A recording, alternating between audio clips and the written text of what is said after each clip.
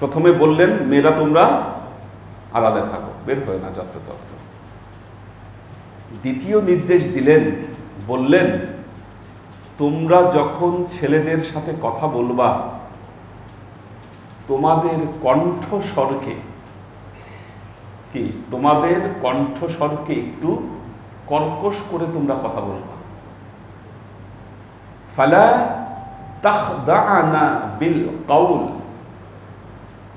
তোমরা তোমাদের কণ্ঠস্বরকে খুব মোলায়েম নরমভাবে সুন্দরভাবে আরেকজন আকৃষ্ট হয় এইভাবে কণ্ঠস্বর করে তোমরা অপরের সাথে কথা বলো না। কি হবে? ফায়াতমা আল্লাযীনা ফী কুলূবিহিম মারাদুন, তাহলে যাদের অন্তরে অসুস্থতা আছে তারা কি করবে? তোমাদের এই কণ্ঠস্বরের দিকে আকৃষ্ট হবে। ওয়াকুলনা কওলাম মারুফা, তাহলে তোমরা কি বলো? মারুফ, মধ্যম পন্থায় নেককার ভাবে কথা বলার চেষ্টা করো।